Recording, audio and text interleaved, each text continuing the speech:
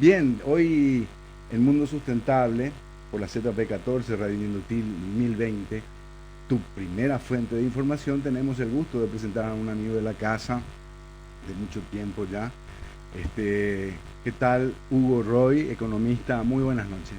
¿Qué tal, Carlos? Un gusto compartir contigo, con la audiencia de la radio. Una emoción inmensa el volver a Ñandutí y sentarme en esta mesa, frente a este micrófono. Yo creo que 7, 8 años tuve un programa. Te estaba contando, te estaba diciendo, Sí, yo más o menos con hace el amigo tiempo, Osmar Apuril. con el querido Osmar, y hace ya 7, 8 años que yo no te veo. Bueno, él es un economista, es socio fundador de Mentu y de MCS Group Consultor, emprendedor social, es docente universitario. Y como siempre queríamos hablar con él desde el punto de vista del mundo sustentable, que nos guíe, que nos hable un poquito. Pero antes que nada, quiero saber un poco de lo tuyo. ¿Qué andas haciendo, querido? Mira, yo soy economista, pero alguna vez leí un estudio en el cual en el mundo uno tiene una formación de base y cada 7, 8 años uno va cambiando de especialización, ¿verdad? Entonces, yo me formé en temas económicos, macroeconómicos, y después fui adentrándome en temas de política social, muy involucrado en los temas de responsabilidad social corporativa. Y en la consultora hace ya 22 años tiene la consultora, MCS era al inicio, posteriormente nos fusionamos con otras consultoras, tenemos Mentu, ¿verdad? Y aparte, además de la consultora Mentu, que trabajamos asesorando a empresas, haciendo cosas de políticas públicas, también estamos con otros amigos impulsando algunos proyectos y tratando de que sean emprendimientos, o sea, empresas con impacto social, ¿verdad? Como dice el sistema B, no empresas del mundo, sino para el mundo, con un propósito determinado, digamos. Me encanta. Y uno de los que me comentabas es de Taita. Y quiero que me hables un poco empezando por Taita, por favor. Yo estuve en IPS y para mí IPS fue una experiencia de muchísimo Un aprendizaje. antes y un después. Aprendí mucho sobre política, o sea, de hecho tuve varias acciones en el sector público, pero aprendí sobre políticas públicas, aprendí sobre el tema gestión y transparencia en la gestión, ¿verdad? Con mucho dolor percibí que hay mucho que se puede hacer si somos un país en donde peleamos contra la corrupción, los malos manejos clientelares, los malos manejos administrativos, pero también aprendí sobre las personas. ¿Y qué descubrí el adulto mayor? Descubrí la soledad De los adultos mayores. de los adultos mayores. Un día, yo soy economista, busco la eficiencia, qué sé yo, y un día me incomodaban las colas que se formaban en planta baja, recién antes de entrar el IPS, y cuando se pagaban las pensiones, las jubilaciones, ¿no? Entonces implementamos el pago con red bancaria. Pensé que iba a disminuir y no disminuía. Disminuyó, pero no tanto. Con 3 bancos lo hicimos el contrato en simultáneo, ¿no? Y después, yo me pasaba y cuando llegaba le saludaba a la gente. Y un día le saludaba a algunas personas, ¿verdad? Y miro ahí, día 1 le veo al Señor. Día 2 paso y le veo otra vez al Señor. Y se cobraba por día, o sea, ¿verdad? Día 3 le veo al Señor y le digo, sí, pero ¿vos cobras hoy? No, me dice. Ah, cobraste ayer, pues yo te vi ayer. Me dice, no, tampoco. ¿Y cuándo cobras? Mañana. Pero yo te vi 3 días. ¿Qué pasó? Me dice, yo vengo aquí porque es el único lugar donde tengo amigos. Y vengo acá a hablar con mis padres. Y entonces ahí descubrí que la soledad. Hay dos problemas, dos temas que son clave para las políticas públicas de la tercera edad o del adulto mayor, que es el cuidado y la soledad. Inglaterra tiene un ministerio de la soledad.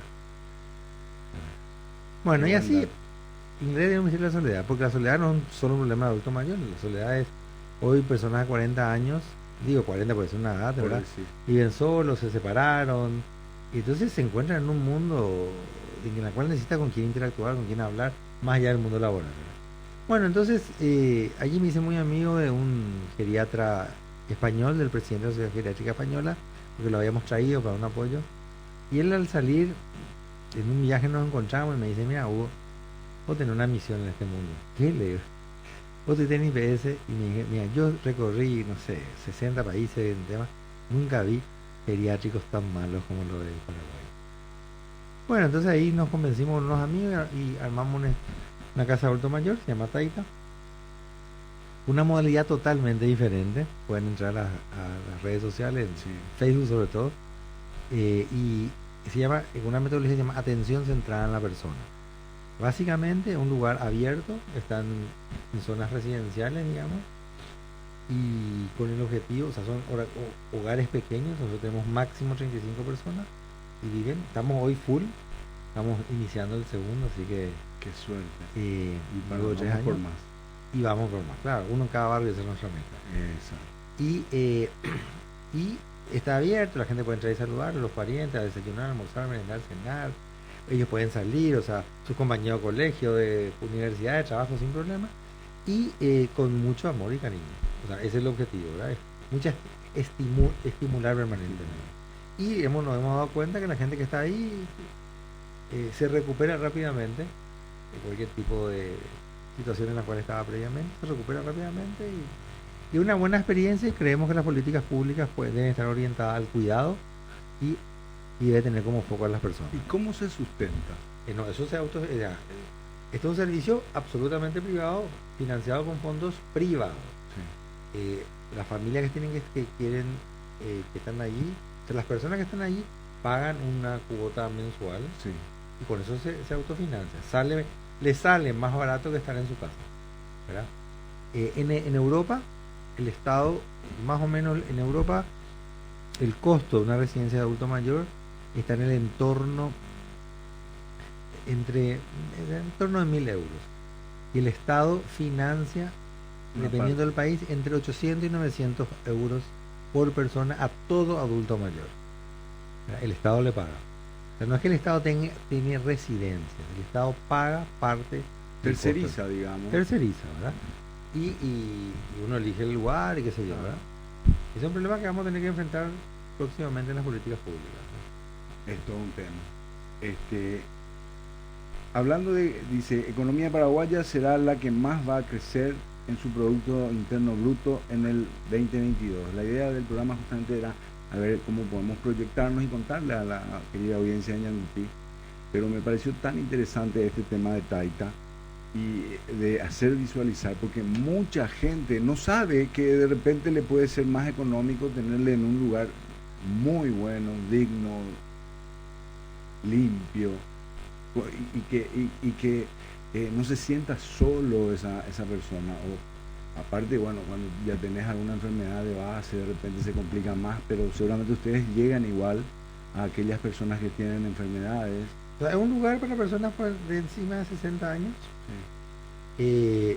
Y ahí conviven, como la sociedad es diversa, conviven personas que son 100% autónomas con personas que son dependientes, porque tienen problemas como Alzheimer o porque tienen un problema neurológico, alguna enfermedad, alguna complicación, ¿verdad? Y eso es como una casa. Es una casa. Es una casa. ¿Verdad? Te estoy buscando una foto para mostrarte, porque Sí. hoy Después pasarnos se inició, a las redes. Sí. Hoy se inició en la temporada de verano. Sí. Entonces ahí tenés en la pileta la fisioterapeuta con 2 personas. Qué genial. Bañándose, ¿verdad? O sea, y son adultas mayores, son personas, y o sea, es una casa. Y es una experiencia de casa con otros con el cual conversar. Pero es mucha responsabilidad, Hugo. Y claro, lógico es. Porque tenés que lograr que tenga éxito y que eso vos puedas hacer que se vea, y eso vas a tener que, ojalá, muchas más casas. Y sí, y es posible, es como un negocio, como una Faltan 2 minutos antes de ir a la pausa y vamos ya a ir. ¿Tan rápido? Sí, es rapidísimo, pasa el tiempo. Vamos hacia Pulso Financiero. ¿Me querías decir algo, querida? Tenemos, sí, gracias, Nilda Centurión, la productora. Y allá le vemos al querido Cristian también y a la productora que me está supliendo porque yo estoy de vacaciones. Entonces, Plan Nacional de Desarrollo Paraguay 2030. Es aprobado por el decreto número 2794 de la Presidencia de la República. Cuenta con 3 ejes estratégicos para la reducción de la pobreza y desarrollo social, el crecimiento económico inclusivo y la inserción de Paraguay en el mundo en forma adecuada. Después tienen varios ejes que se desprenden de estos 3 principales ejes. Vos que estás en ese mundo de un emprendedor social, sos un emprendedor social. Entonces, por favor, desde tu óptica, contanos, por favor. Mira, es importante tener planes. O sea, famoso pensemos el país de largo plazo. Ahora, y la gente dice, los planes tienen que ser, no nos permite tener políticas de Estado, no políticas coyunturales o de gobierno. Claro que sí, pero lo más importante es tener políticas consensuadas entre todos los sectores. Los planes deben ser desarrollados con una amplia participación. Un plan nacional de desarrollo, porque queremos vivir, no solamente queremos crecer económicamente, sino queremos estar mejor como personas, deben ser consensuadas y discutidas por todos, y monitoreadas y evaluadas por todos. Sí. Entonces, ¿qué pasa? Nosotros vemos, viene el COVID, viene una crisis sanitaria, una crisis económica, entonces decimos, mi objetivo es disminuir la pobreza. ¿Y qué nos permite un plan? Nos permite comparar. Yo quería tener un nivel determinado de pobreza y un elemento externo me afectó negativamente. ¿Qué hago para recuperar eso? Y esa es nuestra obsesión. El plan es un norte, un objetivo, una meta, un sueño, es un resultado a alcanzar. Y cuando me alejo, yo trato de acortar. Sí. Que nosotros como país no estamos discutiendo solamente el corto plazo, lo que estamos discutiendo es en qué medida un evento que ocurre, una tormenta, un shock externo como el COVID, o un shock económico externo como una depreciación de la moneda en otro país, o un shock interno, hay un elemento que afectó a las políticas fiscales y tuvo que gastarse en otras cosas, o una crisis financiera, me aleja, entonces yo evalúo qué hacer para volver a ese lugar. ¿Por qué? Porque con un plan nos pusimos de acuerdo que queremos llegar a eso. ¿Qué es lo importante en un plan? Obviamente, la pobreza es un tema que nosotros tenemos que enfrentar y que está previsto en ese plan. El desarrollo de capacidades, porque no es solamente tener mejores condiciones de vida, sino es tener mejores capacidades para enfrentar un mundo cambiante. O sea, no es lo mismo si yo soy un analfabeto, me agarro el COVID y cambian las reglas del juego del mercado, que si yo soy un profesor universitario y cambian las reglas del juego del mercado, yo me pueda adaptar y reciclar, por así decirlo, o reinventar. Si soy analfabeto es más complicado. Entonces, es desarrollo de capacidades. A nivel del plan, obviamente se habla de productividad. Entonces, ¿cómo nosotros hacemos que nuestra capacidad laboral, nuestra capacidad de generación de productos es cada vez mayor y mejor? Bueno, dejemos ahí, vamos a esos consejos, Cristian. De acuerdo al balance preliminar de las economías de América Latina y el Caribe de CEPAL, Paraguay sería el de mejor desempeño económico para el presente año si se lo compara con los demás países de Sudamérica a nivel regional. Los países de Centroamérica y el Caribe son los que tienen mejores pronósticos. En la región de Sudamérica, Paraguay crecería un 3,8% del PIB, seguido de Colombia con 3,7%, Bolivia 3,2%, Uruguay 3,1%, Venezuela y Perú con 3%. Esto sería con respecto al PIB. Bien. Yéndonos de nuevo a la economía, ¿cómo ves estos valores? Mira, yo estaba escuchando y realmente eso publicamos en Pulso Financiero. Sí. Y los estudios, tanto de CEPAL como el Banco Mundial hizo algo parecido en un informe también en estos días, ¿verdad? Señalan que la economía paraguaya tiene un buen resultado económico, ¿verdad? Pero en todo el mundo de la sustentabilidad, ¿verdad? Lo que se habla del triple impacto. O sea, nosotros queremos, por un lado, que las empresas tengan una buena rentabilidad o ganen lo suficiente, pero también se quiere que las empresas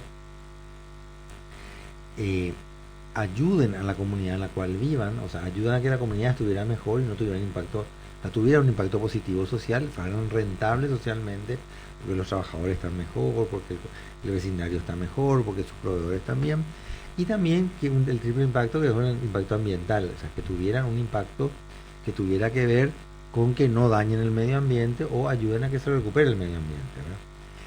Con la economía a nivel global pasa exactamente lo mismo. O sea, es sumamente importante que el Paraguay siga creciendo.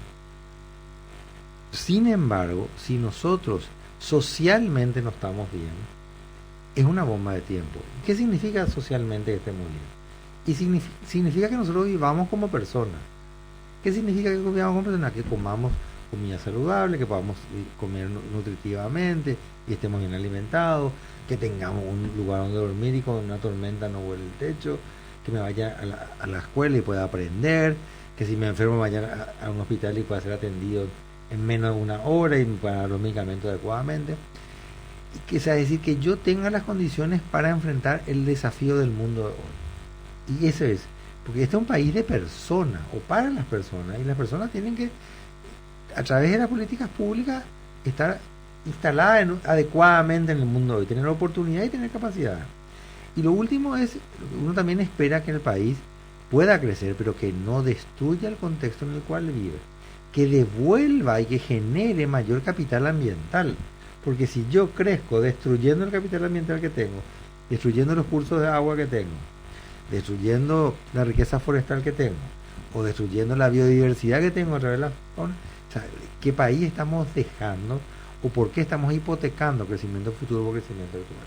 Entonces la pregunta, el desafío, no es seguir creciendo, o sea, no es solo seguir creciendo, es crecer, es generar equidad para las personas, que todos podamos crecer en condiciones iguales, similares por lo menos, o acortar las brechas sociales y no destruir nuestro entorno.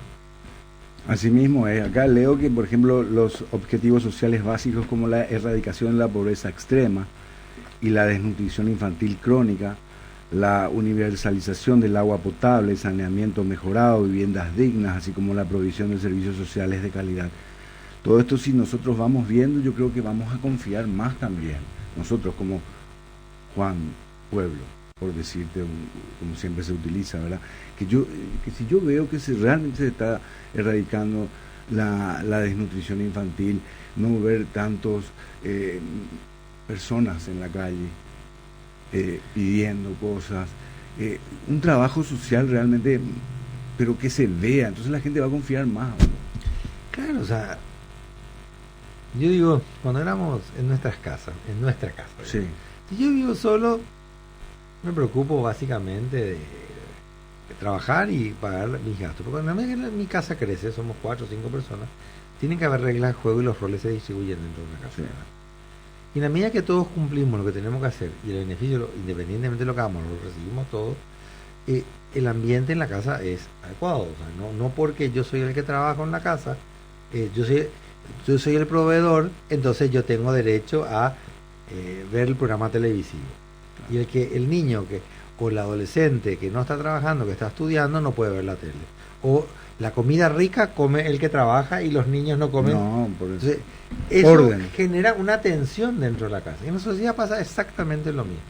Bueno, o sea, no solamente no es justo, no es digno, y lo que hace es deteriorar las relaciones de las personas, ver unas brechas tan grandes a nivel social, o sea, a nivel económico, a nivel de capacidad. No sé si te tocó a vos hacer alguna entrevista laboral, alguna vez entrevistar a diferentes personas, y vos te das cuenta de la diferencia que existe de acuerdo al nivel de formación que tuvo, dónde estudió, entre otras cosas, y es abismal la distancia, ¿verdad?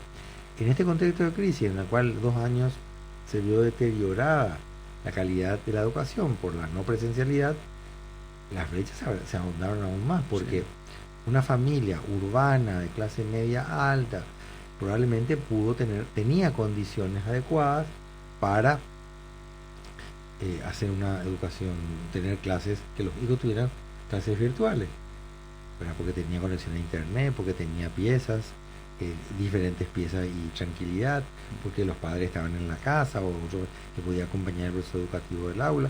Pero una familia humilde a nivel rural, la conectividad no es buena, el hacinamiento era mayor, no quien le ayuda. Entonces, un punto ahí, ¿cómo vos estás recibiendo como profesora a esos jóvenes que quieren ser universitarios y que van en ese camino? ¿Cómo los recibís? O sea, Yo creo que la situación de la pandemia 2020-2021, creo que como país, o sea, tuvimos que quedarnos en las casas, tuvimos que hacer asumir la virtualidad laboral, la virtualidad educativa. Porque tenemos que tener conciencia que tenemos que hacer el esfuerzo para recuperar esa brecha, ¿verdad? Porque estamos recibiendo, o sea, tanto a nivel educativo como a nivel empresarial, estamos recibiendo personas en las cuales en 2 años se deterioraron el capital educativo y el capital emocional también, porque fue molestoso. Mucho pasa por lo emocional. Claro, o sea, si vos estuviste encerrado, hay veces yo le encuentro a mi compañero de colegio y tengo ganas de abrazarle, o me voy aquí, qué sé yo, llegué a Ñanutí, ganas de abrazarle a mucha gente, me acordaba, ¿por qué? Porque tanto tiempo encerrado nos llevó a que uno necesita esa conexión. Entonces, tenemos que volver, o sea, hacer el esfuerzo para recuperar lo que perdimos en calidad educativa y recuperar lo que perdimos en calidad de vida vinculado a ese encierro que impidió que nos relacionáramos con otras personas. Es todo un tema, es todo un tema. Y me quedo pensando porque queríamos también hablar de economía circular, qué hacer, pero veo que más estamos viendo por el lado humano. Y esto es interesante, querida Nilda, porque todo esto pasa por ahí. Carlos, vos decías, ¿vamos a crecer como economía? Sí, vamos a crecer. Sí. Pero tenemos que pensar en las personas y tenemos que pensar en el tema ambiente, en el tema de sostenibilidad ambiental. Cuando decía economía circular, pasa desde las casas. Desde levantar. Si se cae una hoja en los árboles que están en el patio de mi casa, ¿qué me cuesta generar una abonera y hacer compost para que mejore la calidad de la tierra? ¿Por qué tenemos que quemar las basuras? ¿Por qué tenemos que quemar las hojas? ¿O qué me cuesta a mí clasificar la basura entre basura orgánica, plástico? O sea, y si yo genero y separo el plástico, separo el vidrio y le doy a los recicladores, estas personas logran que la botella de vidrio que yo consumí a través de una cerveza o de un remedio, lo que fuera, ¿verdad? Un producto X, yo con ese le permito que ese reciclador lleve a una fábrica de vidrio, que ese vidrio se recicle y pudiera ser reutilizado. Entonces, cuando hablamos de economía circular es cuando yo trato de aprovechar a nivel de producción y consumo la mayor y mejor utilización de todos los recursos involucrados. Y facilitarle, como consumidor, facilitarle al que está, porque hablábamos hace unos días atrás, 20.000 personas trabajan en el tema del reciclado. 7.200 viviendas ahí en la zona de la Chacarita, de San Francisco, hogares están trabajando para que sea mejor. Ellos dicen que necesitan 2 tipos nomás de bolsas. Uno donde esté todo lo orgánico y el resto que vaya en la otra bolsa, llámese plástico o vidrio o todo lo que sea de esa manera. Y otra de las cosas que me encanta de lo que es, estaba leyendo de mi huerta, por la seguridad alimentaria de casi 5.500 familias hubo. Desde su implementación a inicios de la pandemia por COVID-19 hasta hoy, el proyecto Mi Huerta contribuyó con insumos, capacitaciones y asistencia técnica a casi 5.500 familias del territorio nacional. El 90% de las huertas construidas en 2020 siguen cosechando frutos y gracias al esfuerzo. Y dice que cada familia puede, digamos, económicamente, por tirar una cifra, 900.000 guaraníes. Y ella le puede dar a la comunidad, el resto puede usar en la casa, alimenta mejor a sus chicos. Este tipo de cosas también, Hugo, tendríamos que potenciar más y hacer visualizar más estas cosas. Pero esto es por el lado del gobierno. El hecho de quedarnos en nuestras casas 2 años, 1 año, digamos, aislados, nos ayuda a que muchos valoremos el hecho de estar en la casa y ver un ciclo diferente, ¿verdad? ¿Cuántos de nosotros entramos a la cocina a empezar a colaborar en ese proceso de preparación conjunta de alimentos? Sí. ¿O cuántos de nosotros en su casa hizo una huerta y se dio cuenta que era posible tener una pequeña huertita familiar?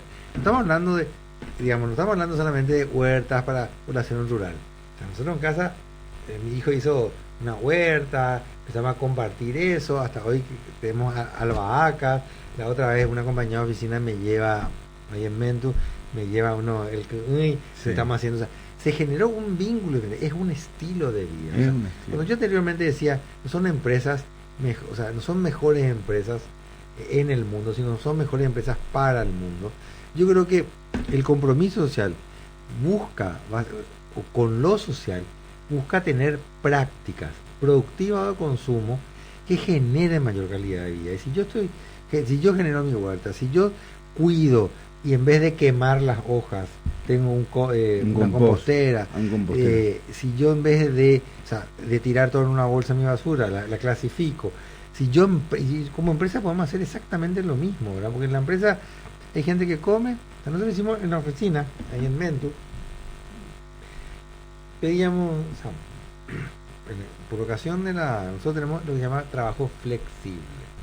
El trabajo flexible que nosotros implementamos ya post pandemia, a partir del 2020, todo el 2021, no es que tenemos horarios, armamos un horario para cada semana. Entonces, si alguien tiene alguna sospecha, se queda en su casa. O algún beneficio, o sea, hay gente que le conviene venir más temprano, otros que le conviene quedarse más tarde. Entonces, hacemos un horario en el cual esta semana yo hago oficina y la próxima semana yo prefiero trabajar en mi casa por a veces motivo. Entonces ahí vamos armando. En ocasiones cada vez se está implementando más ese tipo de y o sea que no es ni full home office ni full en la oficina, es mixto. Entonces vamos a ir armando teniendo en cuenta que todas las funciones se cumplan y estén las personas, y que los equipos nunca estén abandonados, y que los equipos siempre estén unos en su casa y otros en la oficina. Bueno, en esa ocasión dijimos también como oficina vamos a pedir el almuerzo. ¿Qué pasó? Pedimos almuerzo para lo que hacen en la oficina. ¿Qué pasó? Nos traen en equipos reciclables, ¿cómo se llama? Tupper. En envases que se tiran en una bolsita de plástico. Entonces le dijimos, vamos a hacer lo siguiente, yo te voy a dar el tupper, nosotros nos cargamos porque hay un tema de bioseguridad también, ¿verdad? Que si yo te voy a dar el tupper, vamos a poner el tupper con nombre, te vamos a entregar el tupper en la mañana, nos va a traer el tupper nuestro, no te imaginas. Gracias a una persona que trabajaba en la oficina, bastante en otro lado, que era ingeniera ambiental, dijo, no puede ser toda la basura que generamos. Nos pusimos a analizar la cantidad de basura, de plástico y de isopor que nosotros generamos con 16 personas que almorzaban, era enorme. Sí. Entonces, es ver también la huella, ¿verdad? Que es decir, ¿cuál es el impacto que yo estoy teniendo como empresa, huella de carbono, huella hídrica, lo que fuera, en un proceso de producción, en un proceso de consumo? Nosotros nos dimos cuenta que a pesar de ser una oficina, una consultora de 18 personas, teníamos un nivel de desperdicio que podría ser evitable. Hoy, luego de un año, nosotros ya estamos acostumbrados a comer en tupper. La empresa que nos provee, que es una empresa que da almuerzos, se acostumbró a, en vez de enviarnos, nosotros le enviamos, requiere una logística diferente. Nada más que eso. Pero solo eso, es una vez que vos empezás el hábito, te das cuenta que es posible hacerlo. Y, a ver, 32 grados, Cristian, sigue la temperatura elevada para estas horas, como uno de los titulares de los diarios decía, arde el país, más de miles de hectáreas, que más animales muertos y temor por todo este tema del fuego. Qué bárbaro, qué bárbaro. No sabes si muchas veces es a propósito, no sabemos qué pasa, Hugo, pero el daño que está haciendo al medio ambiente es increíble, estas quemazones. Bueno, vayamos en este último bloque. Carlos, te quiero comentar. Sí, por favor.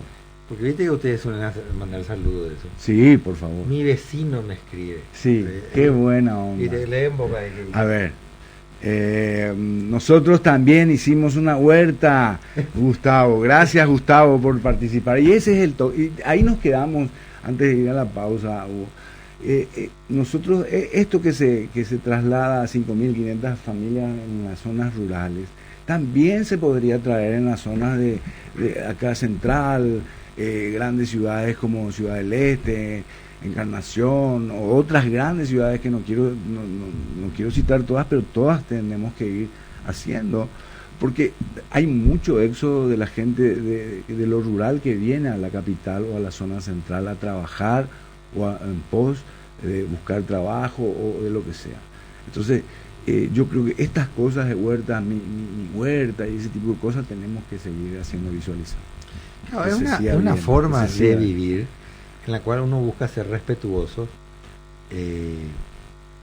Nosotros tenemos que trabajar bien para poder vivir. Entonces, como yo genero recursos, genero valor económico, valor privado, pero con este valor privado tengo un propósito, tener un mundo mejor. Por eso busco que todo lo que yo haga genere relaciones adecuadas con los trabajadores, con todos los stakeholders, con todos los actores vinculados a tu negocio, tus trabajadores, tu entorno, tus vecinos y tu comunidad, el sector público, tus proveedores, tus clientes, y que a la vez vos, cuando vivís y producís, no generes un óptimo uso de los recursos naturales.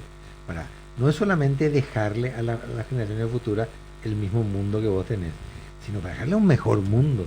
Por favor, claro, esa es la idea, que socialmente todos nos interesan. Bien, a ver, no sé si hablar de temas así diferentes, pero en lo social, CREAM, por ejemplo. Yo quiero en otro momento también invitarte para otros programas para hablar un poquito de esto, pero es importante desde tu punto de vista. Contanos qué es CREAM, porque hay dos cosas que yo veo que estamos medio que rengueando en todo lo que es esto, que es la justicia. Tenemos que mejorar muchísimo la justicia, ser más creíble. Es cierto, se está mejorando muchísimo, pero esto y en lo social a veces ideas que no tienen por qué ser, como en el caso de CREAM. Contanos, por favor. Lo que hablábamos en la pausa, Carlos, es nosotros necesitamos un sector público que yo no sé si discutir si fuera grande o pequeño. Sí. Un sector público que hiciera lo que tiene que hacer. O sea, fueron creados para hacer algo. Y el sector público puede tener diferentes instituciones vinculadas a la problemática que para nosotros es importante. Por ejemplo, en Inglaterra, la soledad es un drama, entonces, un ministerio de la soledad. Entonces, si yo tengo un ministerio de salud pública y bienestar social, el cuidado del adulto mayor está vinculado al Ministerio de Salud Pública y Bienestar Social. Entonces, a mí me tocó discutir en su momento si la residencia que está en San Bernardino, que es el CREAM, digamos, era competencia del Ministerio de Salud Pública o del IPS. Mucha gente no sabe que se llamaba CREAM, o que eso está paralizado ahora. Claro, el famoso hotel de San Bernardino, hotel del lago. Hotel San Bernardino. Sí, Hotel San Bernardino. Mi memoria ya no es muy buena. Sí. Parece que estamos adultos ya. No, ahí fuimos, nos fuimos a la inauguración con un amigo de la casa. Bueno. Sí. Lo que digo nomás es que, y entonces la discusión que nosotros teníamos en ese momento al interior del IPS era, IPS tiene competencias en salud y tiene competencias en otorgar buenas jubilaciones y buenas pensiones y accidentes de trabajo. No tiene competencia en generar residencias. Ni siquiera, ni permanentes ni temporales. No es competencia del IPS. Eso es competencia del Ministerio de Salud Pública. Entonces, el planteamiento era, demos el uso, alquilemos local al Ministerio de Salud Pública. Y no utilicemos recursos ni propios ni de donación para lo que no es nuestra competencia. Entonces, el problema es cuando el uso de los recursos públicos, de las instituciones públicas, se plantea con objetivos, llamémosle clientelares o prebendarios. Y eso hace que se aleje o políticas, y eso hace que se aleje la función que tiene que hacer. ¿Por qué la justicia en algunos casos no cumple el rol que tiene que cumplir?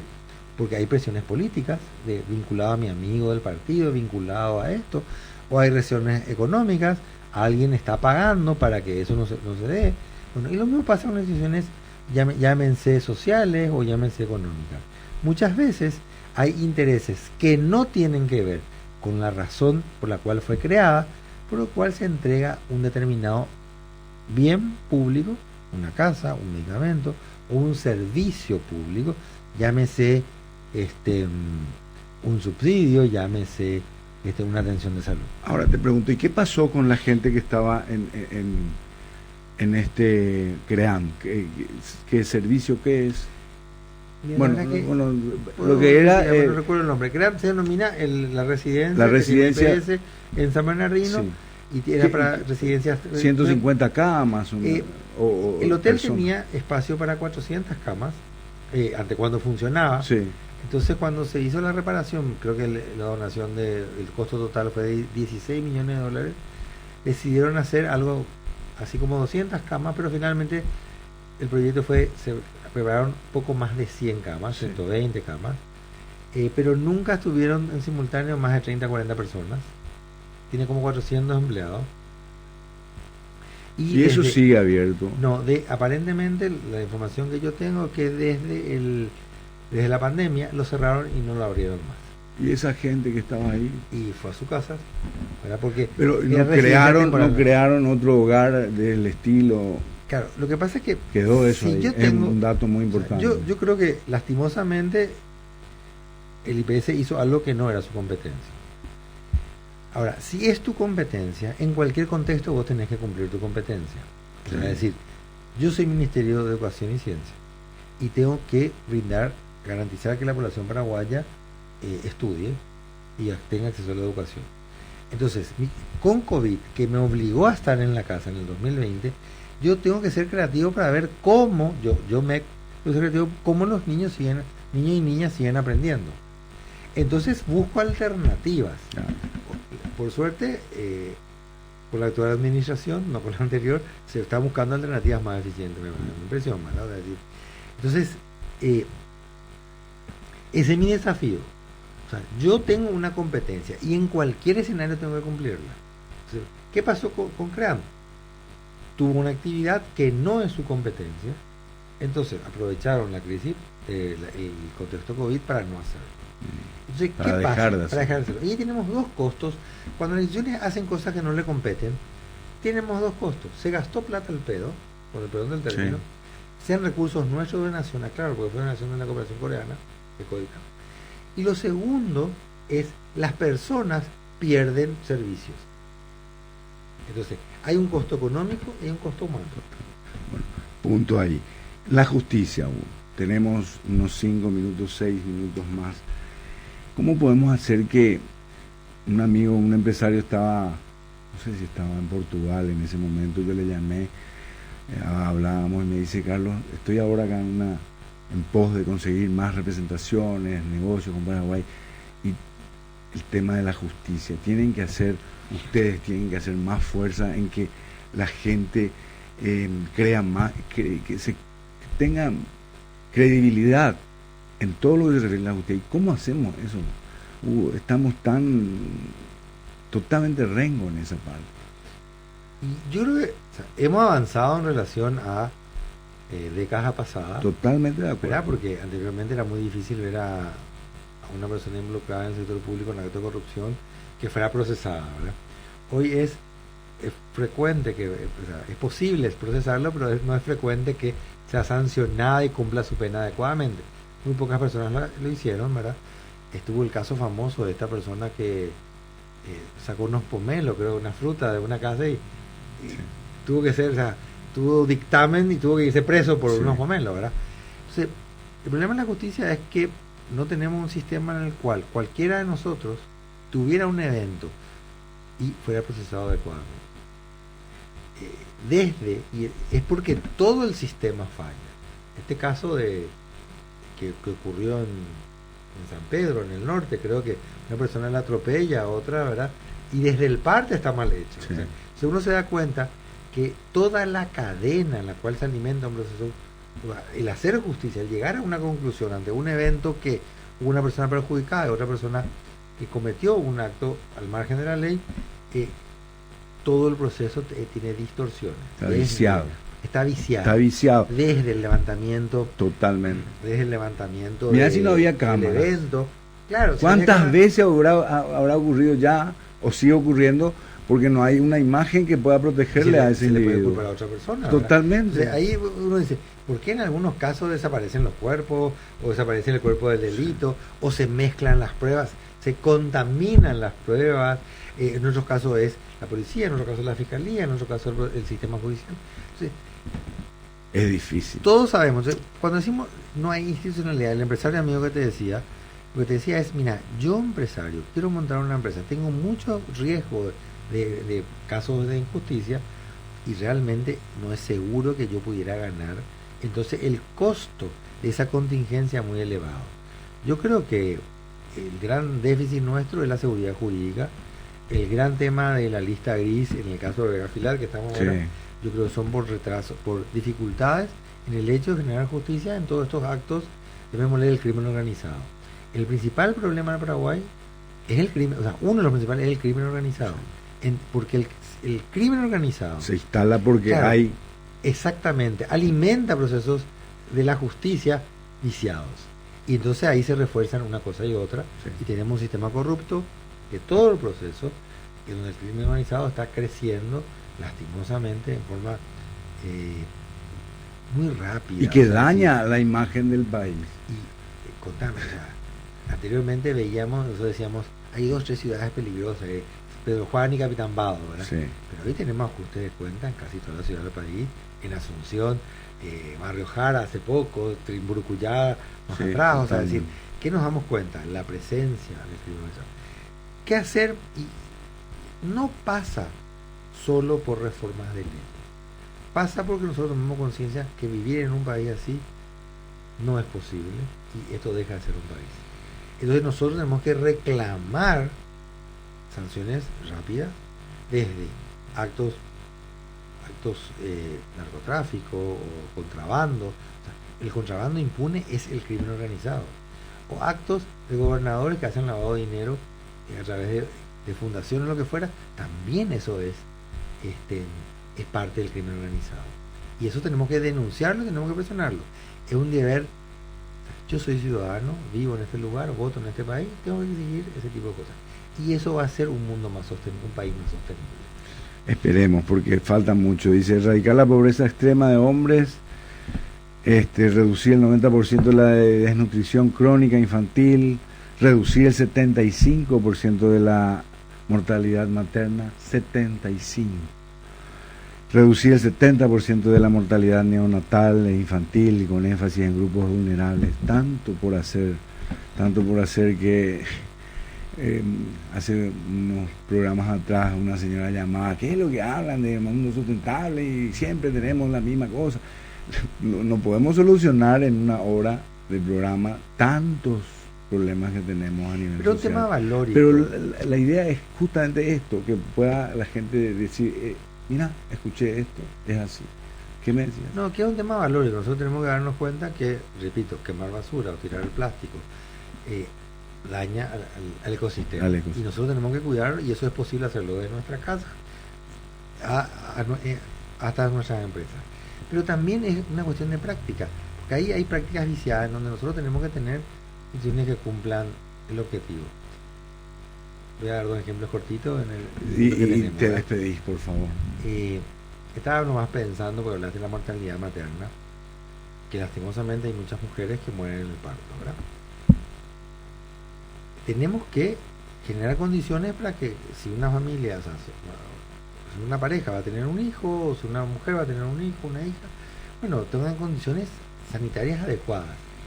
Pero hay cuestiones que son implícitas. Recuerdo que estaba una vez en España viendo un noticiero con un pediatra amigo, que hicimos el camino a Santiago, entre paréntesis, ¿verdad? Y veíamos una noticia que decía que España estaba asustada porque creo que el 30% de los partos solo el 30% de los partos eran normales. Que en Europa el 50% de los partos, más del 50% era normal. Que la cesárea era una excepción.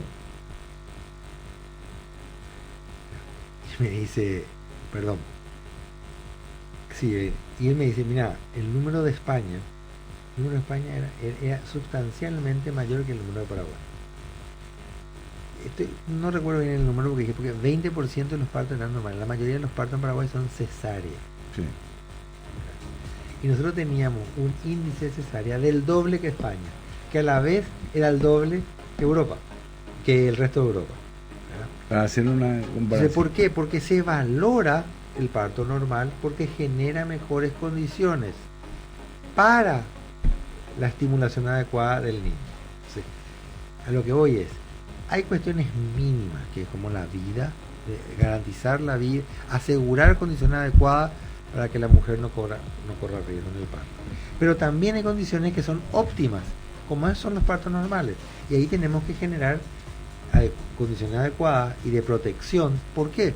Porque hay intereses económicos para hacer cesárea. El tiempo es tirano, querido, bueno, pero gusto es compartir, espectacular haber compartido contigo. Le enviamos un saludo a Santi, le robamos un par de minutos. Él después ya se queda corto con todo el programa, hasta las 12 va, así que le pedimos disculpas. Nos despedimos.